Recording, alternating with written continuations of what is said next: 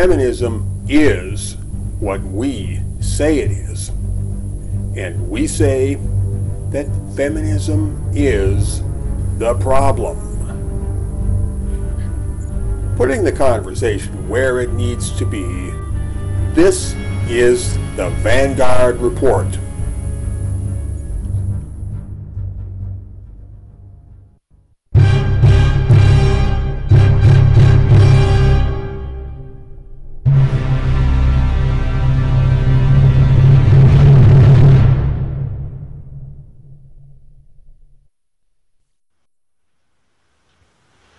Greetings once again to the activated non-feminist sector, and to anybody who is about to arrive there, welcome to episode number 17 of the Vanguard Report. On the Vanguard Report, we throw a spotlight upon the true Armageddon, and by that I mean the battlefront between feminism on the one side and the rest of the world on the other. Yes, around here it's feminism versus non-feminism. It's not women versus men. It's not feminists versus men. It's not feminists versus MRAs. No, it's feminism versus non-feminism. That, friends, is the defining conflict. That is the core. And everything else, including men's rights or men's issues or relationships, takes a back seat. It's all about three prime questions. 1. What is feminism?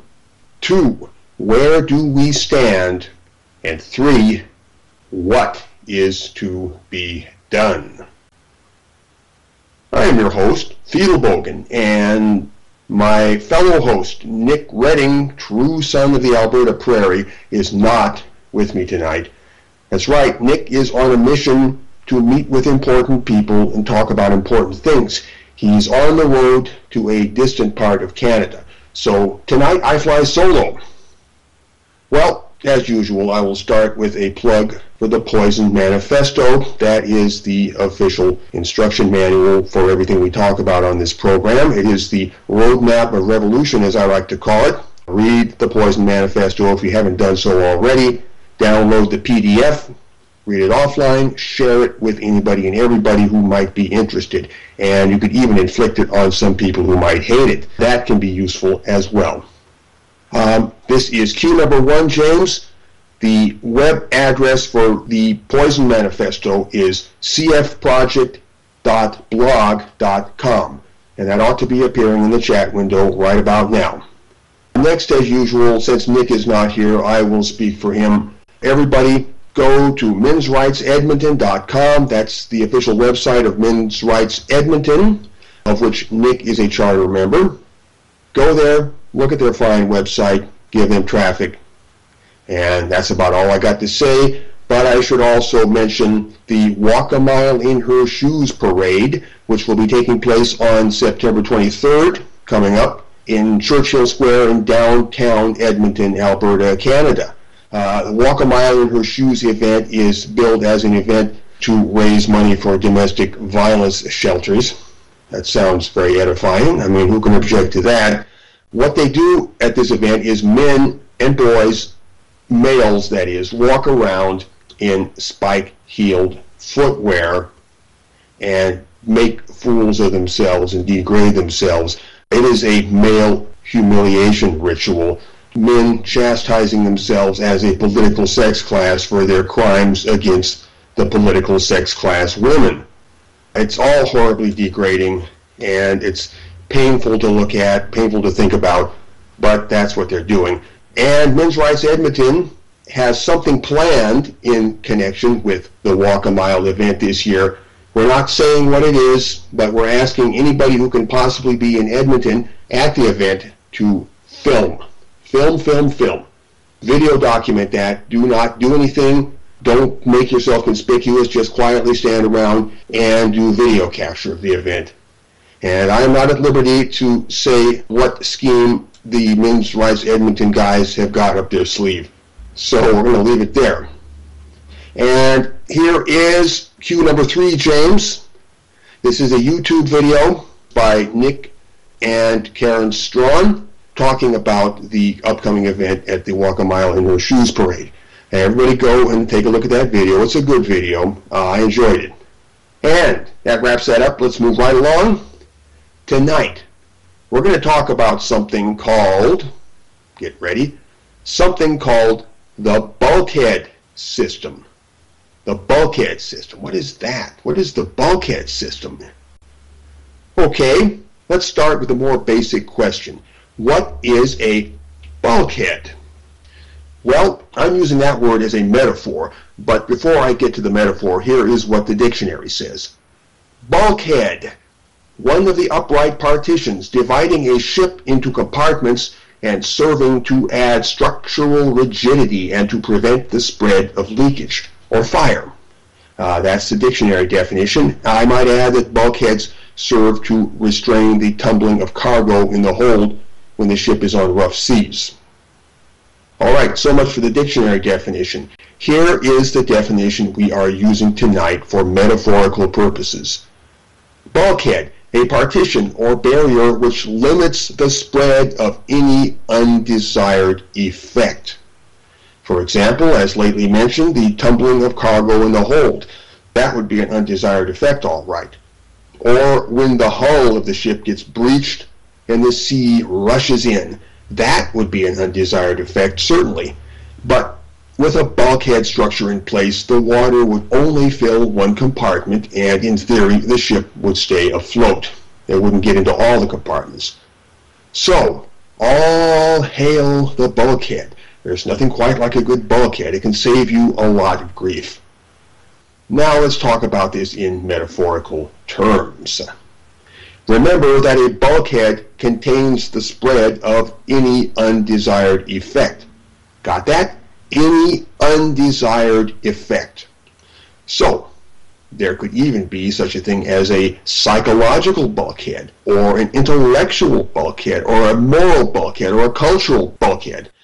This would be a bulkhead which contains the spread of undesired psychological, intellectual, moral, or cultural influences or effects.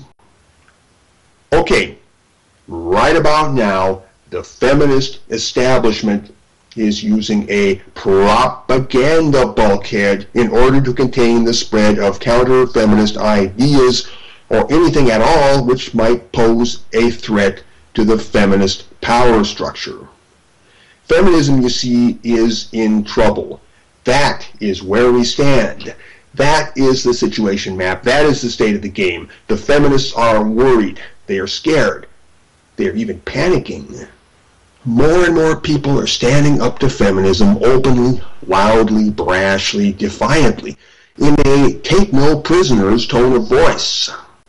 As we keep saying, the true line of Armageddon is drawn between feminism and the rest of the world. In other words, between feminism and non-feminism. Feminism specifically as a movement and as an ideology is increasingly under hostile scrutiny. This is not about relations between the sexes, not about men's rights, not about men's issues, and really not about issues at all, or at least not the usual ones. No, the main plot is the growing struggle of the non-feminist sector to throw the feminist monkey off its back. We call this insurgency the non-feminist revolution. That is a simple, straightforward, descriptive phrase, and it usefully captures what is happening. The feminists are perfectly aware of what is going on, and they are reacting instinctively with all the political street smarts they've got. And believe me, they've got plenty of that. I must give them credit. They're good at what they do. They're wily, they're aggressive, and they're full of tricks. And everything they are doing right now is a reaction to the menace that is closing in upon them. All across the culture, the feminist power structure is coming under attack from a variety of non-feminist forces. And the feminist effort is to repel this attack by putting up, yes, a bulkhead to deflect it. That's a little trick that we call encapsulation. And the Elliot Rodgers smear campaign is a pretty good illustration of how this works. Let's cut to the chase. If you are a non-feminist male, and if you are outspokenly critical of feminism for any reason, then they are linking you to Elliot Rodger. They are shoving you into the same box with Elliot Rodger. They are wiping you with the Elliot Rodger smear rag. Bear in mind that the Elliot Rodger smear only works on men and boys. It doesn't work on women for reasons that are easily understood. So feminist-averse women, such as the recent Women Against Feminism cohort, are given a special, separate treatment. They are treated either patronizingly or abusively. Very well. Encapsulation is a bulkheading operation. It contains or bulkheads the threat to feminism by inflicting a form of guilt by association on any male person who would speak harshly about feminism for any reason. In the end, any male individual or male-identified force which threatens the feminist power structure in some way will receive a swipe from the Elliot Rodger smear rag. First, they invent an abstract boogeyman, a fuzzy set, a composite average called the, quote, men's rights movement, a mere construct which fails to map reality. The so-called men's rights movement does not, in fact, exist, but not to worry, it does the job for them.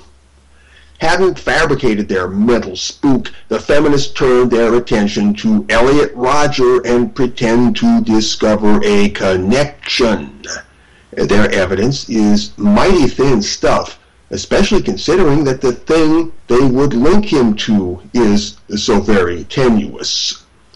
Again, as I said, the men's rights movement doesn't really exist. Wow, the men's rights movement doesn't really exist? Is Fiedelbogen gone off his head? What's he talking about? Well, the men's rights movement, it's only an expression, only a figure of speech, only a turn of phrase. When you drill into the concept, when you peel the onion all the way down, guess what? There's no there. At least not in the way the feminists would like to believe. But their trick works because in their mind, they have already linked any man who is critical of feminism to that phantasm called the men's rights movement. And so, all they must do is link Elliot Rodger to that phantasm, and the circuit is complete. Any man who is critical of feminism will now be effectively linked to Elliot Rodger and subject to the most vile imputations.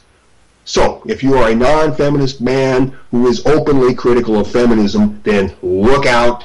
Feminism has got you in the crosshairs. That is how they encapsulate any male threat to the feminist power structure. They make it targetable by packing it all into a neat little pill. In other words, they contain the threat behind a bulkhead with the face of Elliot Rodger painted upon it. That is how they silence non-feminist men in order to pull feminism out of the spotlight. Yes, they want to get the attention off of feminism, away from feminism. Talk about something else, don't talk about feminism. That's what they're saying. All right, now let's talk about the original bulkhead system that I referred to in the beginning. And I don't mean the feminist operation, which I have just got through describing, but an operation that we will perform in order to thwart what the feminists are doing, to out-bulkhead their bulkhead, as it were. We, activated non-feminists, have lost control of our self-definition over the last 10 years because we never managed to transmit a coherent message. We never sat down and framed any charter document that would give us the level of public image control that we need. We never nailed it to the door. Consequently, the issue of who and what we are is no longer effectively in our hands. Other people, both our enemies and the ignorant public, have crafted a straw dummy in our stead, and we are stuck with it. Stated briefly, we have been branded, and not in a way that we have chosen. I would go further and say that we are not even a we in the first place. The idea that our shebang is some kind of a unified movement is an illusion. The false unity of early days arose from the imperative to stick together on account of our small numbers. Well, it's past time that we recognized our diversity broke up into a number of schisms and spread out across the social landscape. We have more than enough numbers to do that now. We don't need to stand in a huddle any longer. It is we who should spread across the landscape, merge with the social fabric, and force feminism to retreat into a huddle. It is we who should merge with the ambient of the culture. As we begin to realize our diversity, our difference within our difference, we must compel the general public to do so as well, both the feminists and the middle mass. We failed to write a charter document in the early days, I suspect because it was impossible under the conditions of those times. But times have changed. New possibilities have sprung to life, and our sophistication has grown enormously. I, therefore, recommend that every activated non-feminist group or individual should compose a manifesto or similar document setting forth plainly the philosophical principles by which the group or individual operates. This document should be exactingly written with great deliberation and a conscientious eye to nuance. When completed, the document should be posted on the internet, available to any friend or enemy who ought to know precisely what you stand for and what you don't. Said document shall be termed a bulkhead statement. A bulkhead statement. Remember that. And the totality of bulkhead statements and the practice of making these statements publicly available shall be known as the bulkhead system. So, once again, you write a bulkhead statement, and the ensemble of those bulkhead statements composes the bulkhead system. The word bulkhead signifies that the statement will act as a barrier against the undesired effects of slander, conflation, misrepresentation, message corruption, and similar difficulties. As a group or as an individual, you need only to lay your bulkhead statement on the table for the world to see. If you've had enough of being lumped or clumped with people you never met and saddled with ideas that you never personally expressed in words that you never spoke, then the bulkhead system is just the thing for you. Get busy and write yourself a bulkhead statement. Your bulkhead statement works as a partition, seals you off from all of that trouble, keeps you clean and dry, and in the end, keeps you uniquely you. Okay, I know. They will ignore this, they'll brush it aside, they'll play their own tricks as usual. Of course they will. But you will have slowed them down and made it a bit more difficult for them. You will have given yourself a dimension of control that you didn't have before. And that, by any measure, is a step forward. And bit by bit, the bulkhead system will grow stronger as it gets more widely implemented and insisted upon. We are writing the rules now, and as time goes on, it will get harder and harder to brush this aside. We are living with the consequences of years of not bulkheading ourselves. and it will naturally take a while to pump out the hold. So man the pumps and hang in there. The maxim is that if you don't define yourself, somebody else will define you. So any form of self-definition is a bulkhead. And the bulkhead system, as we have outlined it, is a powerful tool of self-definition. So use it. Or somebody else will use you. You have already flagged your position as a non-feminist. Now, your bulkhead statement allows you to fine-tune this and to carve out your position as a particular category of non-feminist.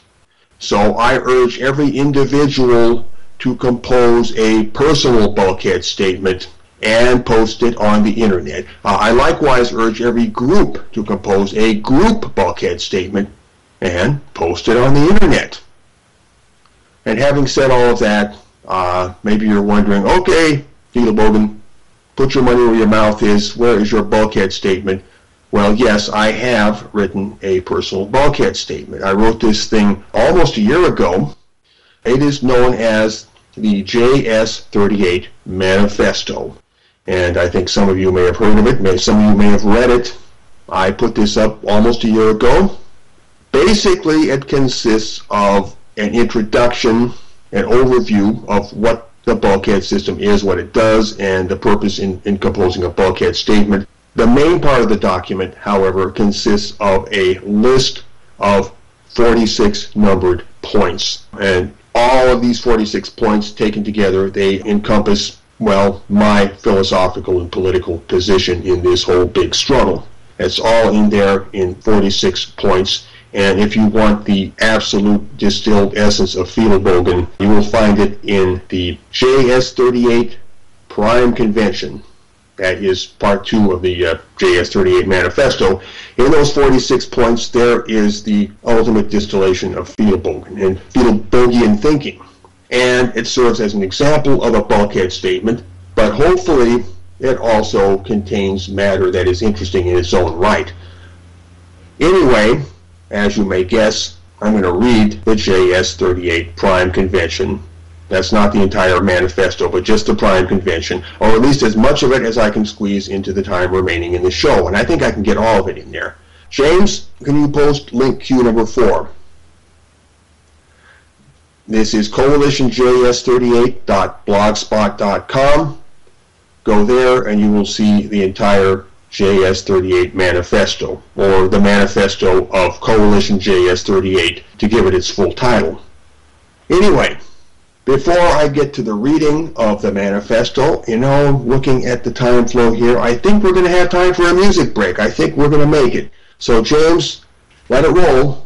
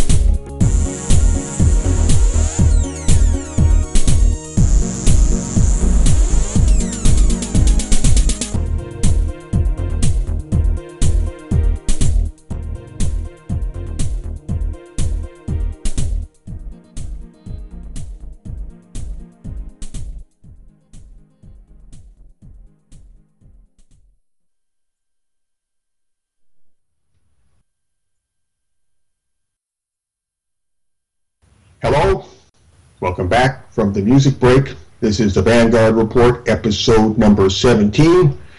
Today we are talking about the bulkhead system.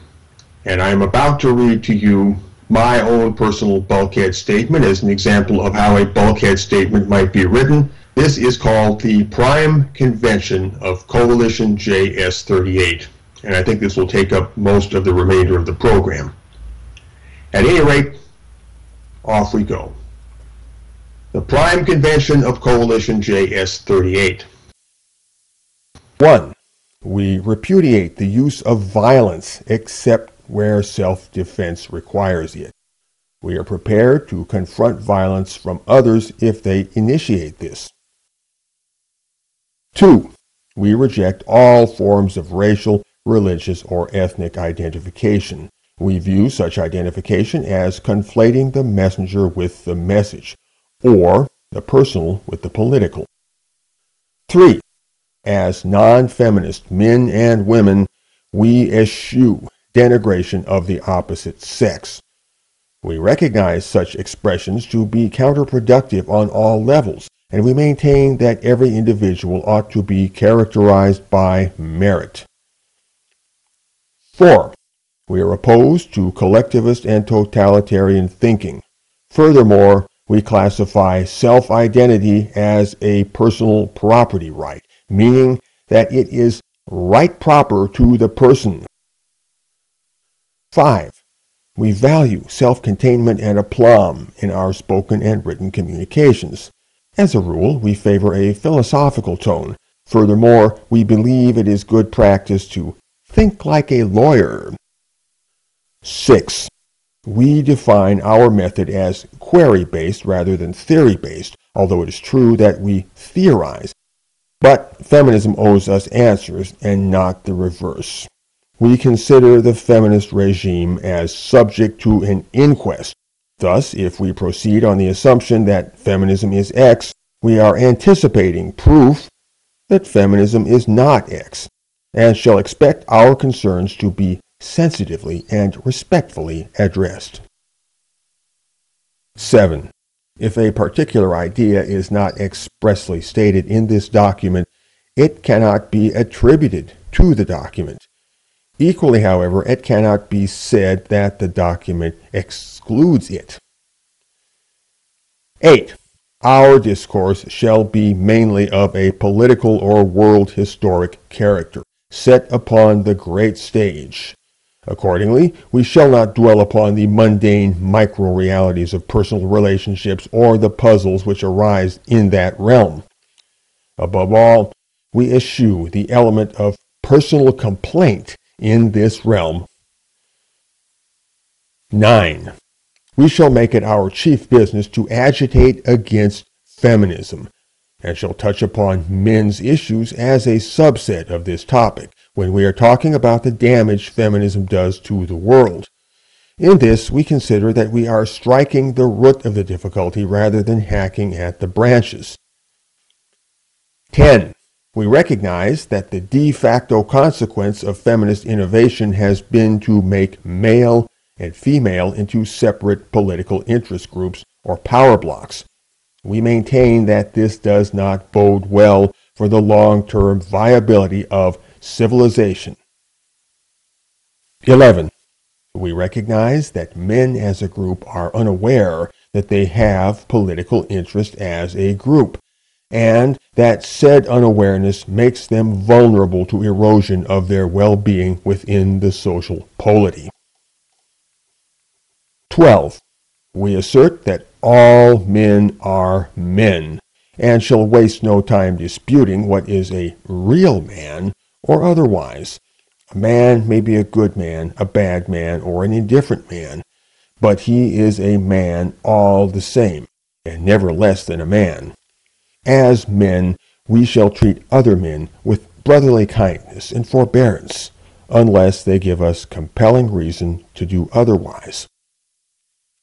13. We endorse political solidarity among non-feminist men as an indispensable part of the non-feminist work in general. We recognize that political headway cannot be made against feminism unless a critical number of men acquire male political consciousness. 14. We recognize that the growth of male political consciousness could increase the male-female political split and exacerbate the dangers inherent to it. Yet we cannot deny that the growth of male political consciousness is necessary. In consequence, we recognize that we are in a paradoxical double bind, a catch-22, a damned if you do, damned if you don't dilemma. That is what feminism has brought us, and a nuanced, high-level understanding of this reality is necessary if we hope to extricate ourselves. 15. We recognize that, regrettable though it be, men in growing numbers might have no choice but go their own way in the face of growing anti-male conditions. We shall not judge them or condemn them on that account. This is not a prescriptive statement, but a reality-based prediction. It is proffered in the understanding that such things might be prevented and the worst avoided. 16. We affirm that males and females possess, on average, biogenetically based differences in psychology and behavior, and that these differences are not due to cultural training. We maintain that it is foolish to pretend such differences, on average, don't exist. 17. We affirm that the existence of male-only social space, in the form of groups, clubs, and organizations of whatever sort, is a positive good. We assert that such things ought to make part of any future society we would aspire to, and that the formation of male-only spaces should begin immediately. 18. We seek to bring about a decolonization of the non-feminist mind. To that end, we claim an epistemic standpoint independent of feminist discourse, and from said standpoint, we develop a counter-discourse. 19. We assert that the non-feminist community is an autonomous power in relation to the feminist community. As such, diplomatic courtesy from the feminist community will be expected. 20. We assert the prerogative to define feminism in the light of our own study, regardless of feminist objection to such a proceeding. Simply put, feminism categorically is what we say it is. Our authority to make this claim is equal to any other, and our audacity in making it marks an historical violation of previously accepted authority. As such, our action is revolutionary. 21. When we state that feminism is X, we are describing what feminism is for us, from a non-feminist epistemic standpoint, in terms of our own observation and experience. We know that the feminists have always done the very same thing from their particular standpoint, and would affirm that they are entitled to their own linguistic usage within their particular community. However, when they venture into the world at large, they must not presume upon the linguistic usages of others. 22. We recognize that feminist issues and talking points, whether singly or as a list, are not in themselves feminism. Feminism as a thing is transcendent. It is greater than the sum of its issues and talking points. In fact, it is a worldview. For that reason, it is possible to agree with a feminist on a great many points and yet be adamantly opposed to feminism as such. 23. We affirm that feminism generates a cloud of inconsistency or indefiniteness about itself, and switches from one set of rules to another as need dictates. In that light, our endeavor shall be to instill upon feminism the strictures of a finite game. 24.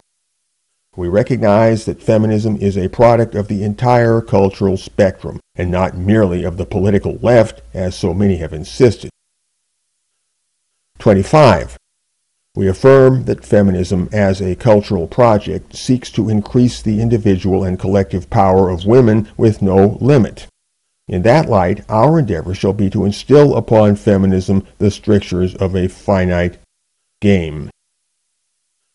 26. We affirm that the feminist drive to increase female power involves a willful attack upon men and maleness as such. 27.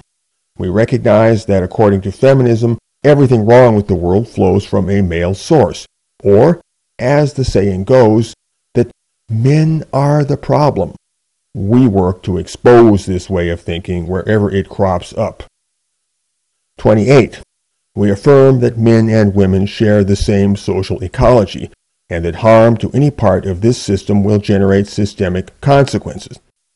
Consequently, we recognize that feminism's attack upon men amounts to a war of aggression against the world at large, and that this war will damage men and women alike.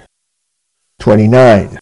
We affirm that feminism is dynamic, must remain perpetually in motion, and that if forced to become static, would expire. We refer to this condition as perpetual revolution. In that light, our endeavor shall be to instill upon feminism the strictures of a finite game. 30.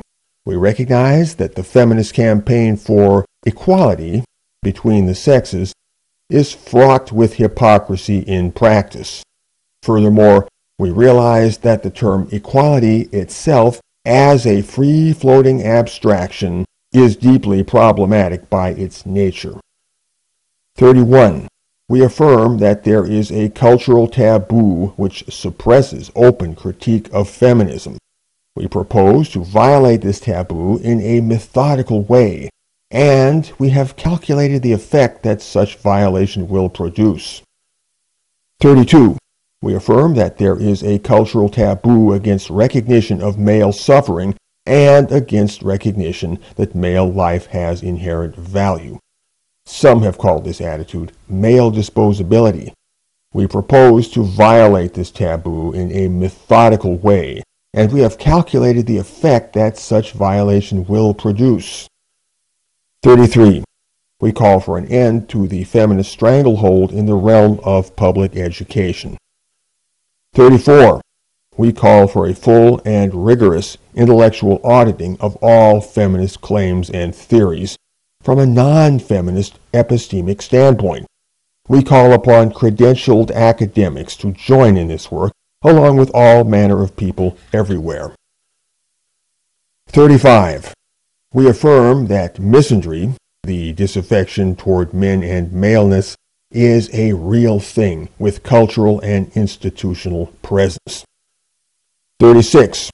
We affirm that misandry and misogyny are two aspects of an underlying unity, that they cannot be understood separately, and that they increase or decrease in direct proportion to each other. 37. We affirm that misandry, rather than misogyny, is the primary driver behind the present crisis. 38. We recognize that radical feminism, far from being at the fringe of the movement, as so many would insist, is in fact the core, the motive source, the very fuel rod of feminism as a whole. Without radical feminism in some form, there would virtually be no feminism at all. 39. We affirm that the growth of freedom without responsibility is pernicious, and we recognize that feminism as a movement and as an ideology has encouraged precisely such growth among the female population. 40. We seek to generate spiritual unity among non-feminist people of every sort worldwide, we seek to instill in them a common understanding of what feminism is and how it operates. 41. We assert that feminism is like a product that must be sold, and that nobody is obligated to buy. 42. We assert that non-feminist men and women have no duty to stay current with the discourse in the feminist community. The case is rather the reverse, that the feminist community must listen sensitively to what non-feminist men and women are saying and address respectfully any concerns they might raise. 43. We maintain that feminism, in its ideological and politicized form, was imposed on the world as a social innovation, and that the impacted population was never consulted about this. For that reason, among others, we view feminism as a primary aggressor. 44. We maintain that the aggressor in any conflict sets the terms of engagement. Feminism, as a primary aggressor, will predictably find itself engaged upon the terms which it, the aggressor, has originally established. There is no reason not to anticipate this, since we have never known the world to operate otherwise. 45. Failure by any feminist to display diplomatic tact when dealing with a non-feminist shall be considered a form of feminist aggression. Given that feminism is the primary aggressor, the primary burden of establishing diplomatic trust shall fall upon feminism accordingly, and any individual feminist who wishes to parley with our side ought to show especial diligence in this connection.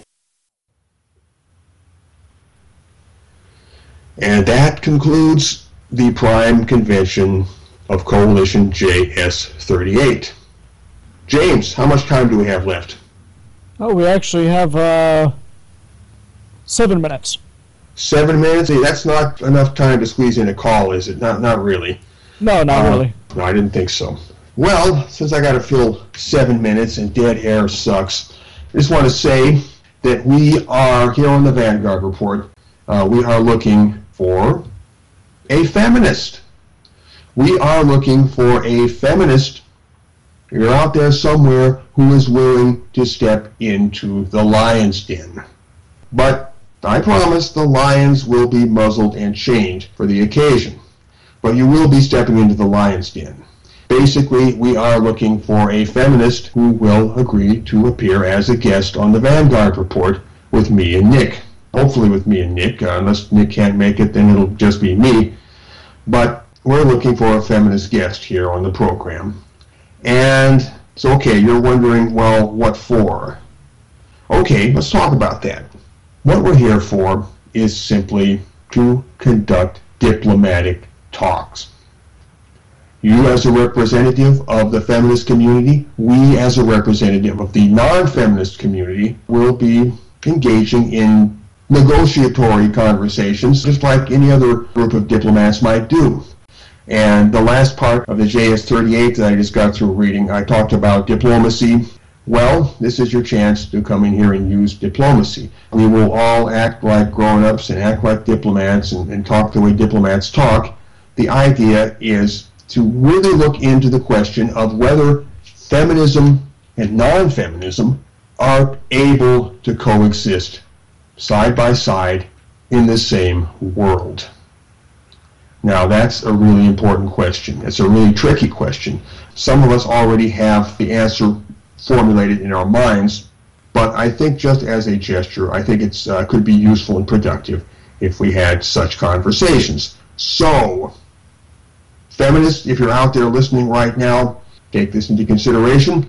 The rules of engagement on this program will be that nobody is here to convert anybody.